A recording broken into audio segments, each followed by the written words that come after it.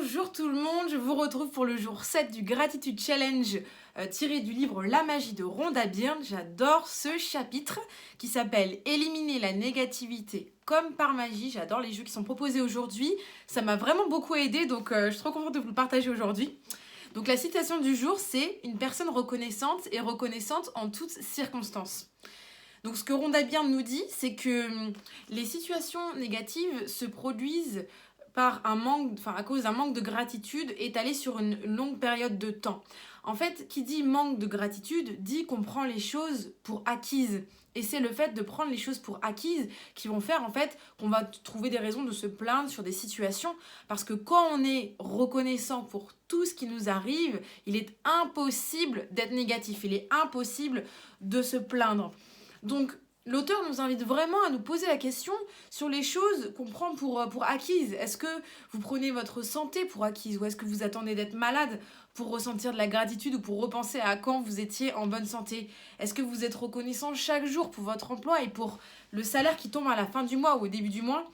Ou est-ce que vous le prenez pour acquis? Est-ce que vous êtes reconnaissant pour votre voiture quand tout va bien? Ou est-ce que vous attendez qu'elle soit au garage pour vous rappeler comment c'était bien quand elle marchait bien? Donc, tout prendre pour acquis, c'est vraiment ça qui va mener à des plaintes, à des paroles négatives, à des pensées négatives.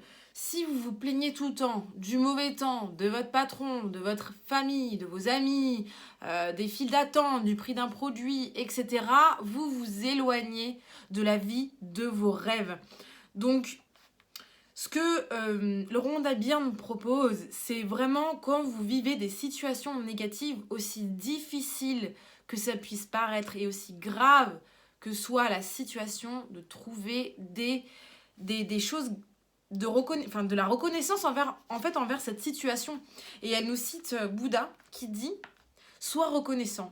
Même si tu as peu appris aujourd'hui, au moins tu as appris quelque chose. Si tu n'as rien appris, au moins tu n'as pas été malade. » Si tu n'as pas été malade, au moins tu n'es pas mort. Alors sois reconnaissant. Est-ce que tu es reconnaissant de t'être réveillé ce matin, d'être en vie tout simplement? Rien que pour ça, on peut ressentir de la gratitude, quelle que soit notre situation.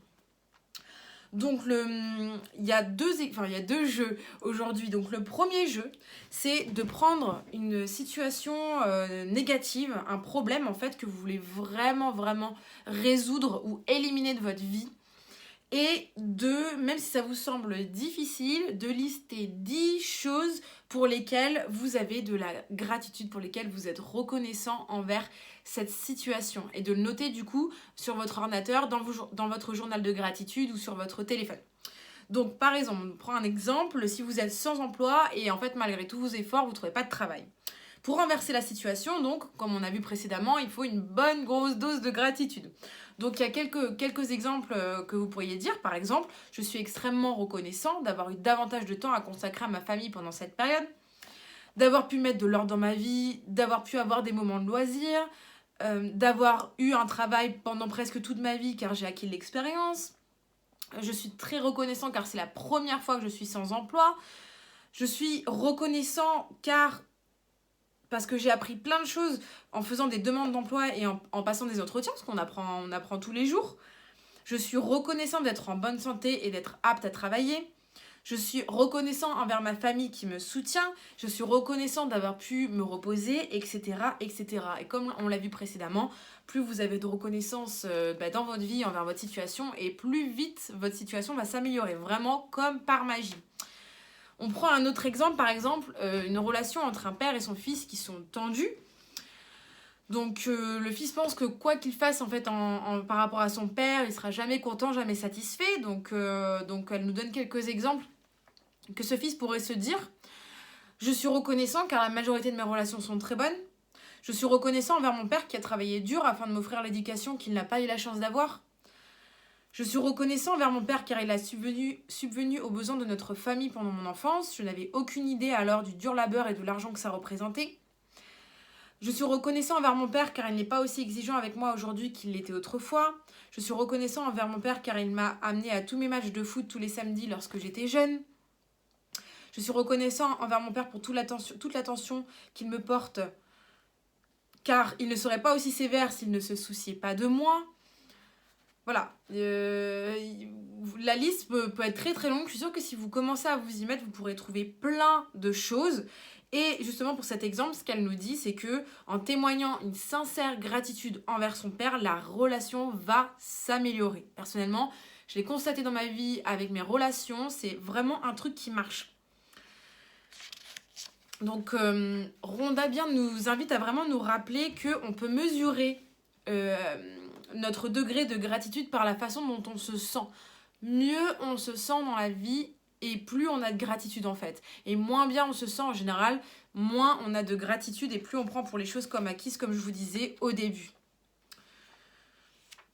Voilà, donc elle résume en disant que pour trouver une issue à toute situation négative, vous devez faire l'effort d'y penser avec une sincère gratitude. Sincère gratitude, c'est pas juste faire sa liste de courses, d'accord? C'est une sincère gratitude jusqu'à ce que vous vous sentiez mieux de l'intérieur par rapport à cette situation, ce problème. Donc ça, c'est le premier jeu.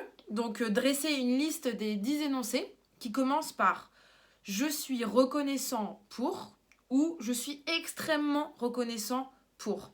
Et une fois que vous aurez dressé la liste de ces 10 énoncés donc de gratitude vis-à-vis d'une situation ou d'un problème, une situation négative ou un problème que vous vivez, terminez l'exercice en écrivant « Merci, merci, merci » pour la résolution parfaite. Pour la résolution parfaite, d'accord ? Donc voilà, vous choisissez un problème, vous faites la liste des 10 gratitudes et à la fin, vous marquez « Merci, merci, merci » pour la résolution parfaite. Le deuxième jeu qu'elle nous propose sur la journée d'aujourd'hui, c'est de voir si on est capable de passer une journée entière sans prononcer de paroles négatives. J'adore ce jeu. D'ailleurs, ça fait penser aux accords Toltec, une parole impeccable. Donc voilà, le but c'est de tenter le défi pendant une seule journée dans votre vie, de tenter de faire ça. Et elle nous propose une bouée de sauvetage si on en vient à se plaindre d'un coup comme ça, à sortir une plainte ou une parole négative. Ce serait de rattraper le truc en disant « mais je dois dire que je suis extrêmement reconnaissant pour ». Et là, vous terminez la phrase par n'importe quoi qui pourrait vous inspirer de la gratitude par rapport à cette solution, cette situation, pardon. Donc je répète la phrase « mais je dois dire que je suis extrêmement reconnaissant pour ». Donc si un petit problème ou une situation négative se présente plus tard, rappelez-vous d'éteindre la braise et avant qu'elle ne se transforme en incendie. D'accord ? Moi, c'est un jeu que j'avais fait et d'ailleurs, c'était très amusant parce que j'avais eu une amie ce jour-là au téléphone pendant une bonne partie de la journée et dès que je prononçais une parole négative, parce que j'en prononçais, je me plains comme tout le monde, je rattrapais le truc en disant « mais je suis extrêmement reconnaissant parce que patati patata » et ça la faisait bien rire et moi aussi, donc au final, on était contentes toutes les deux. Donc voilà pour les deux choses du jour. Donc une situation difficile, on note les 10 points de gratitude et on dit voilà merci. Et la deuxième, ne pas prononcer de paroles négatives pendant une journée. Bien sûr, n'oubliez pas, je ne le reprécise pas à chaque fois dans les vidéos, mais n'oubliez pas l'exercice du jour 1 et du jour 2 qui sont à faire tous les jours en plus des exercices quotidiens. Donc le jour 1, c'était de lister 10 choses pour lesquelles vous avez de la gratitude dès le matin et des choses différentes de la veille et des jours d'avant, d'accord ? Et l'exercice du jour 2, c'est de prendre sa pierre de gratitude, son caillou magique, et le soir avant de s'endormir, de prendre ce caillou dans sa main et de dire merci pour l'événement de la journée qui vous a procuré le plus de gratitude. Voilà, je sais pas vous, mais là on en est au jour 7, je me sens vraiment au top. En plus de ça, avec des amis, on a commencé le challenge ensemble, on s'est fait un groupe WhatsApp et tous les jours on se partage nos exercices et je vois en fait la différence chaque jour. On est vraiment tous trop contents et on se remercie les uns les autres, c'est génial, c'est que de l'amour dans ce groupe. Donc si ce challenge vous plaît, je vous invite vraiment à pourquoi pas créer un groupe WhatsApp avec quelques amis ou familles qui seraient intéressés par faire ça ou des personnes qui se sentent pas bien en ce moment. Et je vous assure que déjà rien qu'en 7 jours, on se sent beaucoup mieux. Même une personne dans mon groupe qui n'allait pas bien du tout, maintenant elle commence vraiment, on le sent dans ses messages qu'elle va beaucoup mieux. D'ailleurs, je sais qu'ils vont voir cette vidéo, donc je leur fais un énorme bisou. Et puis, je vous dis à demain pour le jour 8. Bisous!